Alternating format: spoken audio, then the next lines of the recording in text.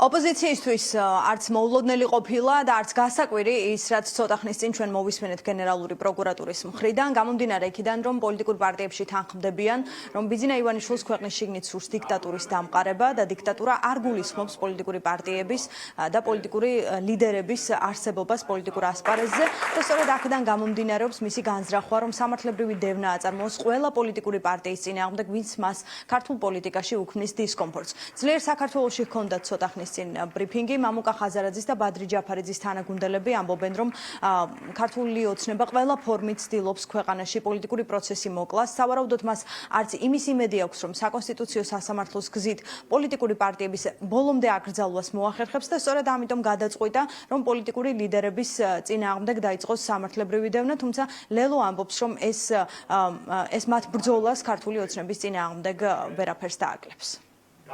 ეს არის ივანიშვილის კიდევ ერთი მცდელობა საქართველოში დიქტატურის საბოლოოდ გაფორმების.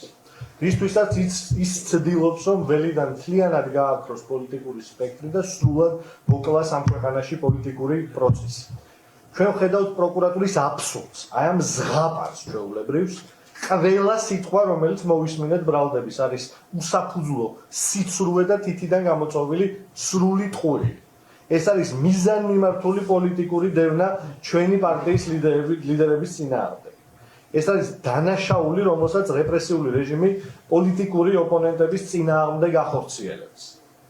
ივანიშვილის ამოცანაა კიდევ ერთხელ ციხეში ჩასვას მამუკა ხაზარაძე და ბადრი ჯაფარიძე და ამით გაანეიტრალოს ჩვენი ბრძოლა, რომელშიც ვართ ჩართული რეჟიმის წინააღმდეგ. მე როგორც საერთაშორისო მდივანი ამ პოლიტიკური ძალისა პირდაპირ გეუბნები, რომ ეს არის ბოდვა და პარანოია.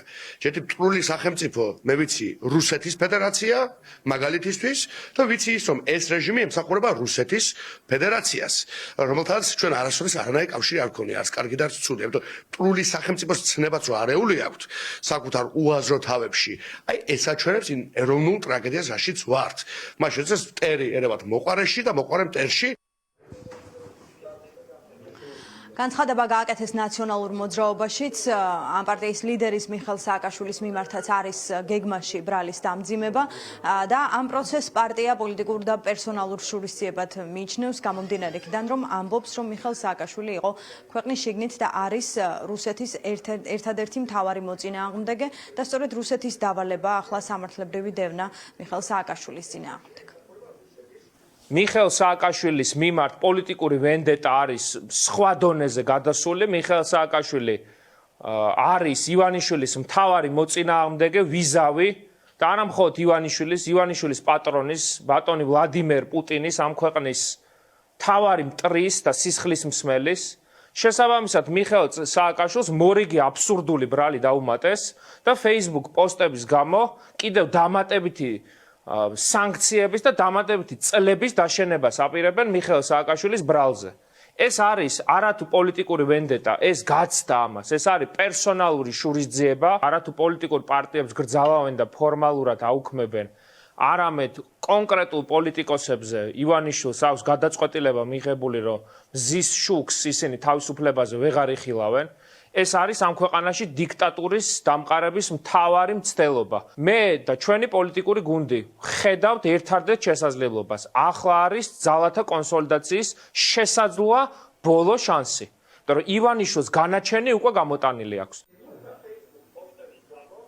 ეს არის საბოტაჟის მუხლი, რომლითაც აღძრა სიცხლის სამართლის საქმე პროკურატურამ და ბრიფინგზე, რომელიც დაახლოებით 1 საათის წინ გაიმართა, ნათქვამია, რომ პოლიტიკოსების წინააღმდეგ არის აღძრული ეს საქმე, საბოტაჟს, ნაწილს ქვეყნის მტრულ საქმიანობაში დახმარებას ედავებიან, ნაწილს კი ხელისუფლების დამხობისკენ მოწოდებას და შესაბამისად ახლა პროკურატურის სამიზნე არის ყველა ოპოზიციური პარტიის ლიდერი.